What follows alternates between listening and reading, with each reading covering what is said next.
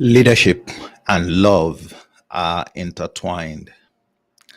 They are so intertwined that many leaders fail to observe their connection and to respect the relationship between those two.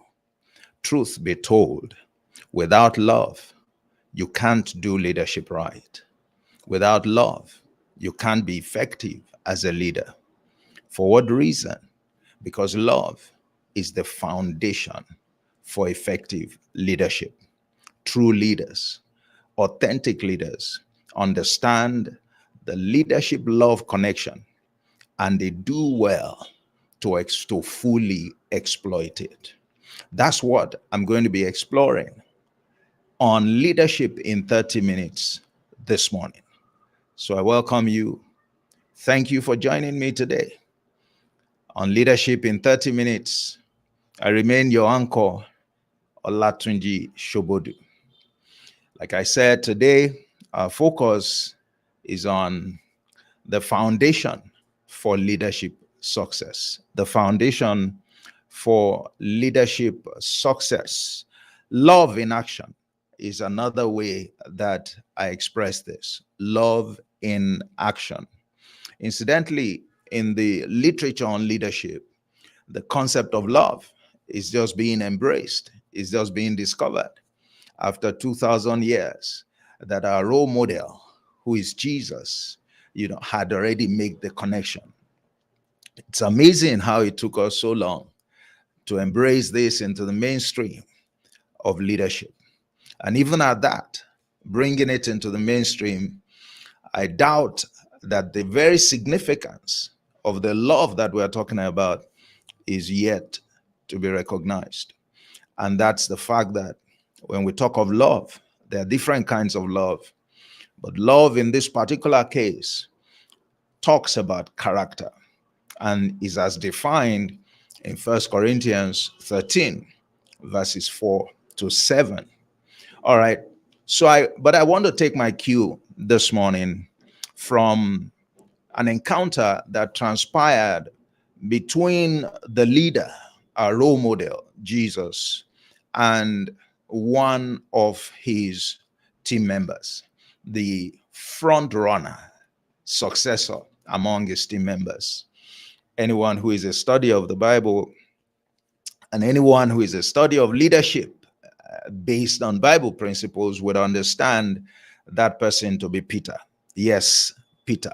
Peter, the fisherman, who was turned, along with his other colleagues, into fishers of men. They were fishermen, but they were turned by their leader into fishers of men. That's a discussion for another day.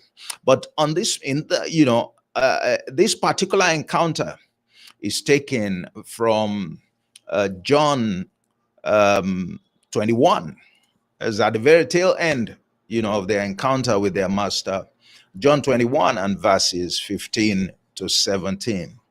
For avoidance of doubt, Leadership in 30 Minutes comes to you from the stable of Emmett Leadership Academy, where we nurture leaders based on truth.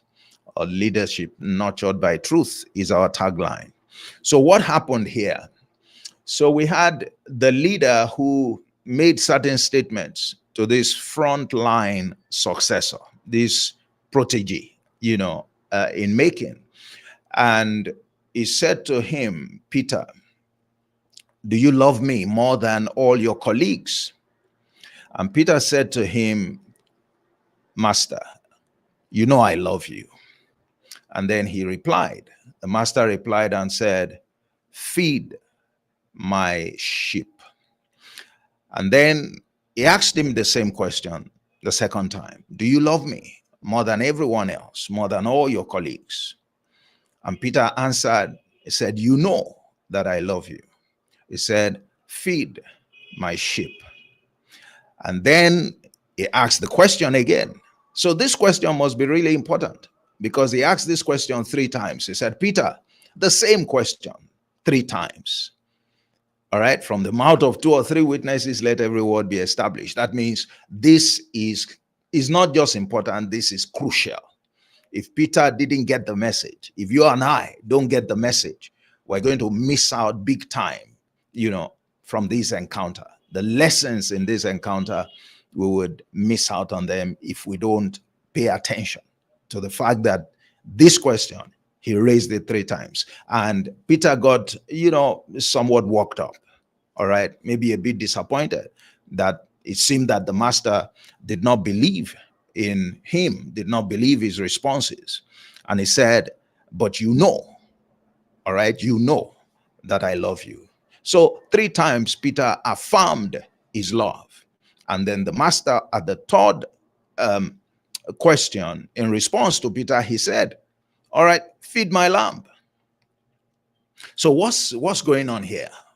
What can we learn from this? Something serious took place here.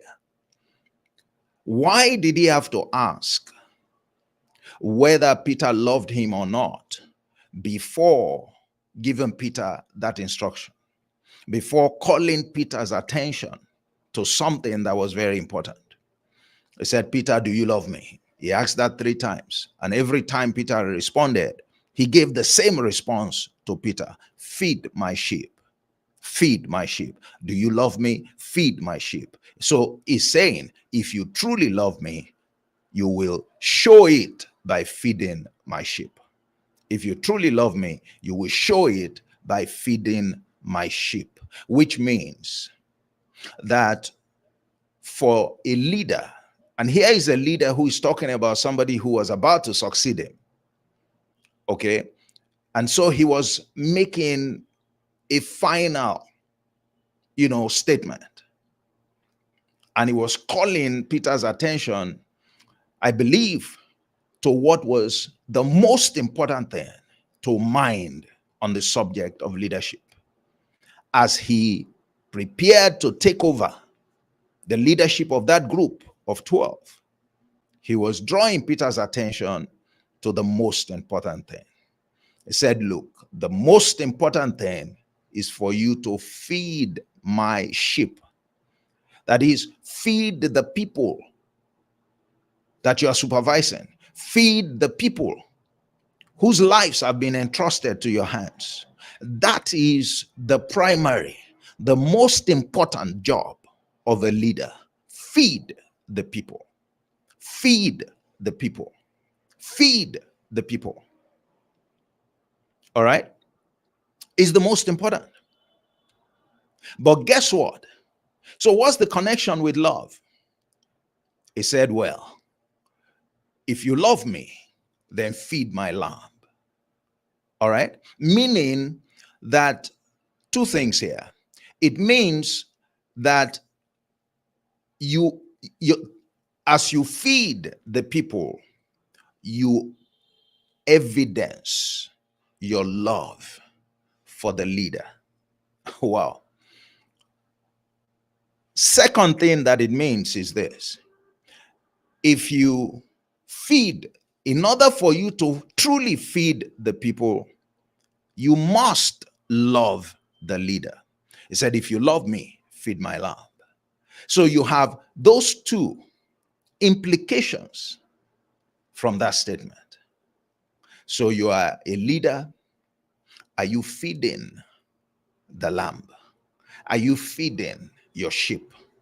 Are you feeding the people that have been committed into your hands? Is that what you are doing? Because that's what you are expected to do. There is no greater responsibility that you have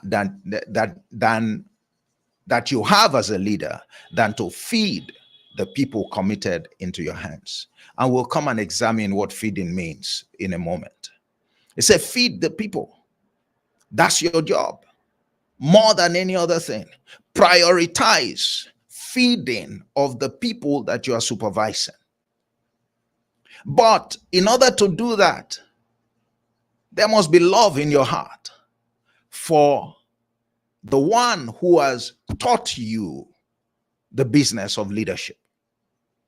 He said, if you love me, that is, as a leader, if you love me, then you will feed my sheep. The truth is that that's what Jesus himself had done to them. What he did to them was in bringing them from their fishermen status to their fisher of men status, which is a major transformation. And that is subject for another day. What Jesus did to accomplish that was to feed these guys. You recall, he was always teaching them. He was always giving them parables. He was always interpreting the parables. He was always calling their attention to things that they need to learn. He had many, many teachable moments with them. He seized every opportunity that he had to teach them. He seized every opportunity that he had to teach them. He taught them to the point that they were completely transformed. They were so transformed that when people who knew them some years back encountered them, they said, wait, but these guys were illiterate guys. We know them to be fishermen. What has transpired with them? What has happened to them? All right? What has happened to them? Suddenly, they are, they have become something else. Suddenly, they have become something else. And, he was basically saying, look, these guys are not the same guys that we used to know. They are not the same guys that we used to know. A brief moment, please.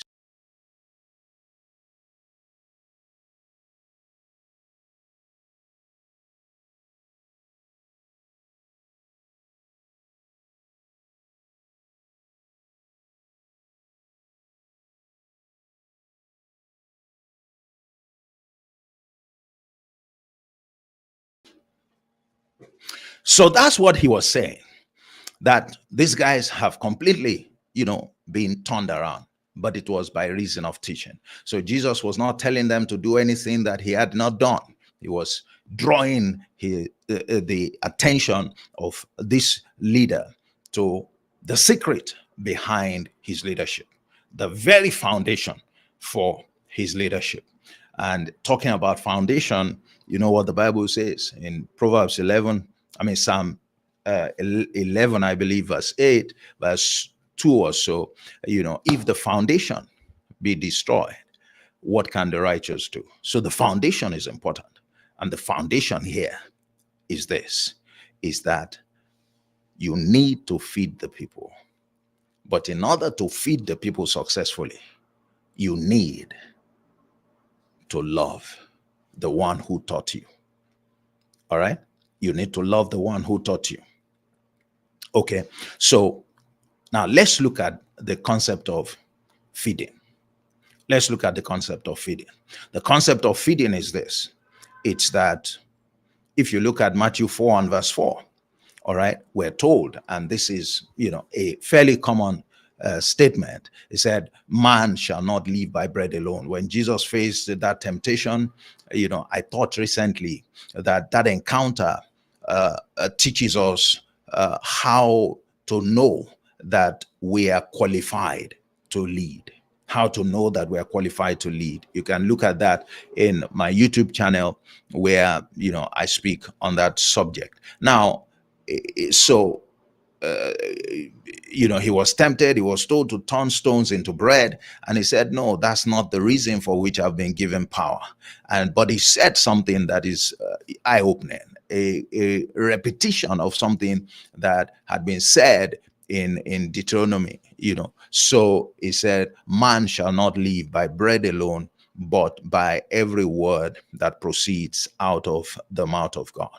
Now, so that tells me that man lives by two things. Everyone needs two critical inputs to maximize potential. Two critical inputs to maximize potential. He said, man shall not live by bread alone, meaning that bread is necessary. The alone there tells us bread is necessary. All right. And Jesus, when he was praying, said we should pray, give us this day our daily bread. So bread is necessary, but we must not dwell alone on bread. All right. But by every word that proceeds out of the mouth of God. Now, I always talk about the relationship between God and Jesus, that it's also the relationship between a master and, a leader and a follower, because Jesus always said, look, I don't do anything of my own accord. What I see my Father do is what I do. All right. So a leader subordinate relationship is like a father-son relationship. If you treat it right, that's the way that it should be. Okay. But, the relationship is still a leader-follower relationship. And so we're told, all right, that the follower needs two critical inputs, need to be fed two key elements. There is the bread, okay, which can be interpreted to mean attending to the welfare of those that you supervise, be interested in their welfare, all right, their basic needs, okay. And the second is the words that proceed out of the mouth of the leader. So those are the two things. So when Jesus was saying to Peter, feed my sheep. All right. He was talking about two dimensions. Okay. He was talking about see to their welfare. See to their welfare. Interestingly, in that same John 21, just before the verses 15 to 17, what Jesus had done was to feed the people. All right. Because Peter and his colleagues had once again gone overnight to fish, and they were coming back in the morning with nothing. They didn't catch anything. All right. But then their master was staying on, at the shore. Suddenly he called out to them, children, do you have any meat? Have you any meat? He's like, have you eaten anything this morning? So he was actually as interested in their meeting their basic needs, in their welfare. Now, out of that encounter, by the time they got back, they already met food, all right, on shore, which the leader prepared for them. So again, some of us who are leaders and who feel that, look, the welfare of my people is not my business. We're just here to get the job done and to achieve our targets and let everybody go his or her own way. You are patently wrong. A true leader must be interested in the welfare of his or her people. All right. You must be interested. If you are not interested in the welfare of your people, no matter, and I will say this immediately, no matter what you teach them, all right, you will not have fulfilled your full leadership obligation, because it is both the bread that they need to eat and the words that you have to give them. So feeding the sheep has to do with see to their welfare, and also, all right, speak words to them. And the words you speak to them, let's quickly address that, are words of wisdom. It says teach them, teach them, teach them. All right, teach them. And what are you supposed to teach them? Teach them everything that you know, everything that you have gained. All right. In 2 Timothy 2 and verse 2, Paul was saying to Timothy, he said, look, everything, all right, that I have taught you, everything that you know, you also, all right, put them in the hands of capable people so that they can teach others. And I came to the conclusion there that the reason we learn is so that we can teach others, is so that, we can keep that chain going. We can be a benefit and a blessing to others. All right. So that's the point. Teach others. Teach others. I'm going to connect the love to what you teach in a bit, So that's the issue of feeding. There are two components there. Welfare of the people, see to it, and also they're a professional or whatever it is that you know about what can make them become leaders. That's what you are supposed to teach. All right. In teaching them, you are feeding them. In teaching them, you are feeding them. So leaders who don't teach, they are missing a great deal. Leaders who over rely on examples, they are missing a great deal. All right. So let's look at the other issue about love. What is love? One of the references I like about love is this, and this is one of the challenges that makes leadership difficult for some to conduct the way they should, because leadership involves sacrifice. Now, in John 12:24, it says, except a grain, a corn of wheat falls to the ground and dies, it would abide alone. You can't, a leader is meant to produce successors, successor leaders, leaders in their own right. In order for that to happen, the leader has to give himself completely and totally, all right, towards achieving that. A leader has to invest the totality of himself in his or her people. That's what this is saying. He said a corn of wheat must fall into the ground and die. All right, that is, you have to lose your entire identity. You have to, how do I put it now? You have to, your interest have to be subsumed. Okay, you must do away with your interest. Your greater interest must be the development of your people into leaders. And everything in you that makes you a leader is what you are expected to invest in your people. Because leadership is about reproducing what makes you, what makes you tick in your people. That is what sacrifice is about. That is what sacrifice is about. Now, let's put that together with John 15 and verse 13. And Jesus was saying to the people, he said, look, you guys are my friends. He said, but let me tell you, there is no greater love that a friend can show to his friends than to give himself completely for them. To give himself completely for them. What does that mean?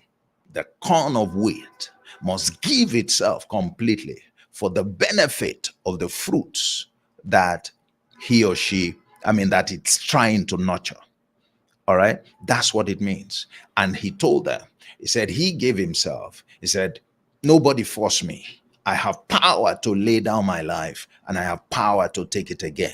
And that's what a leader does. This is often difficult for leadership. Leadership is about sacrifice, a huge sacrifice. But guess what? The sacrifice is. The sacrifice, the real sacrifice, the greater love is this. It is sharing what makes you tick. That is, what is it that makes you a real, authentic, credible leader? What makes you, what is behind your story? What is behind your results? What's behind, the impact that you make? It is your knowledge. It is what you know that works for you.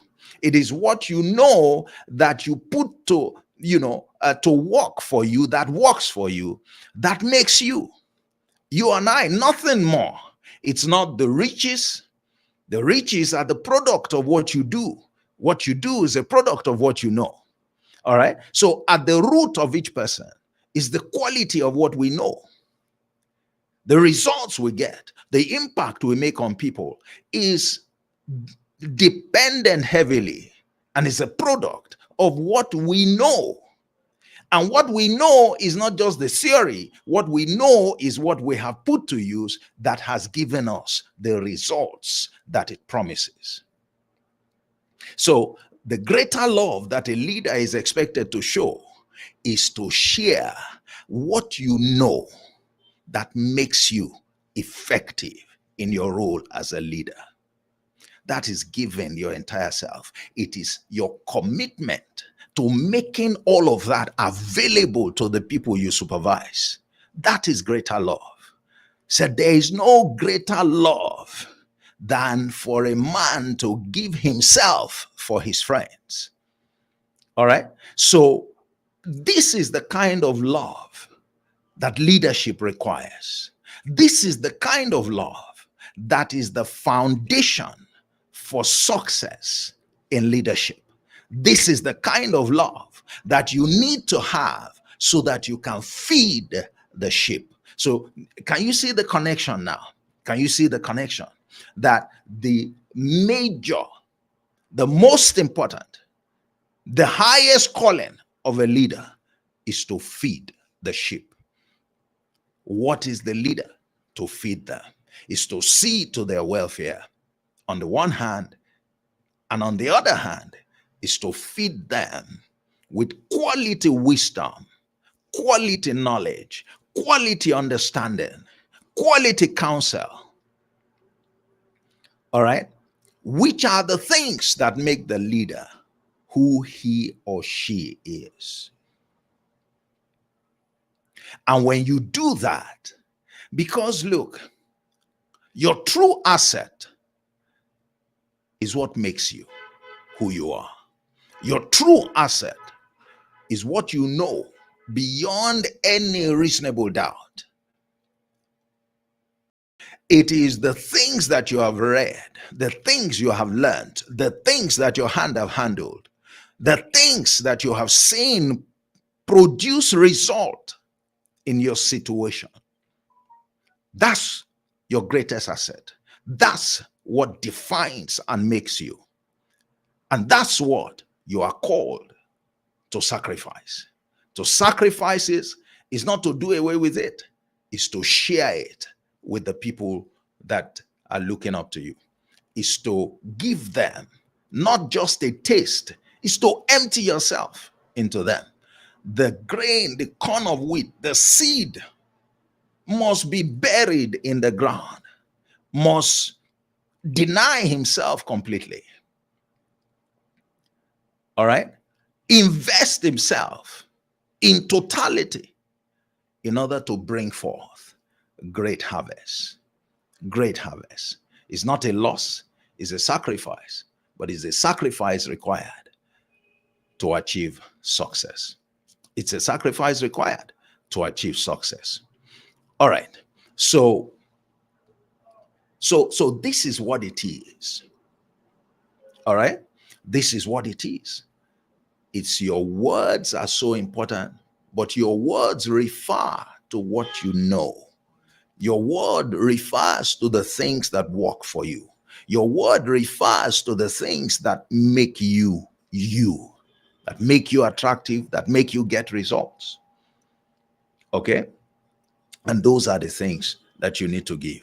So your people will live, according to Matthew 4:4, by the bread that you make available to them, seeing to their welfare, whatever you are able to do, all right, to ensure that their daily needs are met. And also by the things that you say to them, by the knowledge and wisdom that you transfer to them. Those two are important. By the way, one is more important than the other.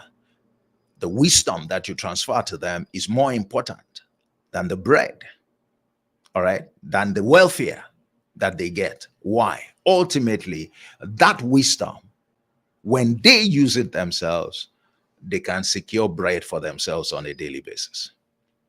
All right. So the idea is not for you to continue to provide for their welfare perpetually. That's why you also teach them. All right. Okay. To know how to put food on their tables. And I mean, that will come from the wisdom that you share with them. If you know the right things to teach, that will be taken for granted. That will be taken for granted. Okay. So that's the way that goes. That's the way that goes. There's something interesting that, I want to make here and to show how leadership works, because this is how leadership works. All right. The leader is supposed to feed the people, the members of his team. But in order for the leader to feed the members of the team, as he or she should, to share what truly makes them tick, they must do it with a heart of love. Because love is selfless, love is sacrificial. It's only that kind of heart that will make us individuals who are typically selfish and self centered to give away what we possess, what we believe to be our source of differentiation. All right. We often like to keep them close to our chest so that people can celebrate us, so that we can be the only ones shining. But that's not leadership. The call to lead is a call to share. Leadership is done by sharing. But what do you share? You share what is required to renew the minds of the people, because that's how they will be transformed. Romans 12 and verse 2, it said, look, don't be conformed to the dictates, the beliefs, the practices of this world, but be transformed by the renewing of your minds. All right? By the renewing of your minds. So it is what is the knowledge that we share, okay, that helps to renew our minds, which goes on to birth the transformation. And that transformation is making the people who look up to you as a leader more valuable than when they met you. And not only that, it's empowering them to go ahead and replicate the same, transfer the same value into the lives of others. That's what I call the chain of leadership. So when you are feeding the people, number one, you are meeting their needs for today, their welfare needs. Number two, you are empowering them with wisdom and knowledge, understanding, counsel, okay, to be able to lead. All right. You are also empowering them, number three, to be able to meet their own needs, all right, in the future. And then number four, you are empowering them to invest what they learn from you into the lives of others. Because just as they are looking up to you for leadership, at that moment in time, soon others will be looking up to them as leaders, and they would have to do the same thing to those people. It's the chain of leadership. It's the chain of leadership. So from one leader to the other, what are we doing? We're transferring knowledge. We're supplying the things that people need to maximize their potential, their wealth, we're seeing to their welfare, and also bringing wisdom to bear in their lives, using that wisdom to add value to their lives, to enhance their ability to get results, and to make impact in the lives of others. And indeed, therefore, to make contributions, to add value to society. That's what true leadership is about. That's what true leadership is about. That's the chain. And it's all motivated by love. So, question, do you possess the capacity to love? Do you exhibit? Are you in a position to offer the highest form of love? Notice John 15 verse 13 says, there is no greater love than for a man to give his life for his friends, than for a man to give his life for his friends. And what we have said, giving your life is not you dying physically, it's giving what is most valuable, the most valuable asset to you. The most valuable is not your gold. The most valuable is not your car. The most valuable is not your money. The most valuable is what makes you you. And that is, what do you know that you have proven and tested that has worked for you and brought you to the place where you are as a success? Indeed, in this case, as a successful leader. That's what you are called to give. Do you have the capacity to give that? Because that you need to build. It's not piece of cake. You need to build that. You need to develop that capacity. And then also, even if you have that capacity I want to challenge you. Every corn of wheat, every seed has quality. Every seed has quality. Seeds vary in quality, and therefore the quality of the seed will determine the quality of the harvest. If you subject two different seeds of different quality, to the same procedure, plant them in the same land and give them the same treatment, they are going to produce different harvests. Why? Because the quality of one seed is better than the other. So while we are talking about it, we also want to draw attention to the quality of the love that you are able to give. All right. The quality of love varies from one person to the other. So you have to enrich the quality of your love. You have to enrich the quality of your love. Okay. And that means that you continue to develop yourself so that, the totality of you, the value of you continues to increase. That's why leaders don't stop learning. That's why leaders don't stop acquiring wisdom, understanding, counsel. That's why they don't stop running. They continue to improve themselves, because the more they improve themselves, the more they build the love, okay, that is required for them to do their job. And as they express that love, it shows in the quality of what they transfer and share with their people. And it shows in the quality of the leaders that they produce. It shows in the transformation of the people, that follow them. So you have to enrich your love. It's not just enough, okay, to say that you should love and, greater love, but the quality of love is also important. So no love, no leadership, no effective leadership, no love, no profit from your leadership efforts. That's the way it works. That's the way it works. I'm reminded by that truth that there is nothing that you and I have that we have not received. And if we have received them, why do we want to boast about it? I'm also reminded by the statement that says, freely we have been given, freely we are required to give. That's the call to leadership. It's about feeding the people that look up to you as a leader, but that you cannot do effectively without love in your hearts. And by all means, the love must be, you must watch your motivation.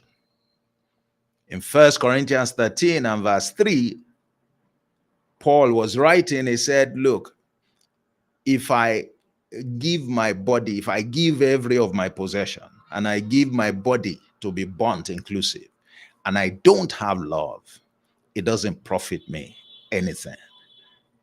So the issue is, in your leadership, what is your motivation? What is driving you? What is the foundation for your leadership efforts? Don't ignore this. It's not just, preaching. I'm not preaching, I'm speaking truth to you. What's your motivation? Because your motivation is more important. Your motivation is what actually gives, it is what qualifies your act of giving as love. Love isn't just given, it's much more. It's defined by motivation. All right? So what makes love true? How do you recognize true love? Is what's the purpose? What's the motivation behind it? When Jesus was saying, Peter, if you love me, feed my sheep, he was talking about the motivation. Was talking about the motivation. That what do you want to become of the people that you are leading? What is your heart for them? What is the heart of the one who developed you into a leader? What was his heart for you? What is his heart for the people that he knows that you are going to take responsibility for developing?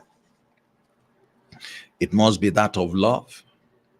It must be so they can benefit from everything that makes you you, that makes you tick, that makes you valuable, that makes you able to add value to society.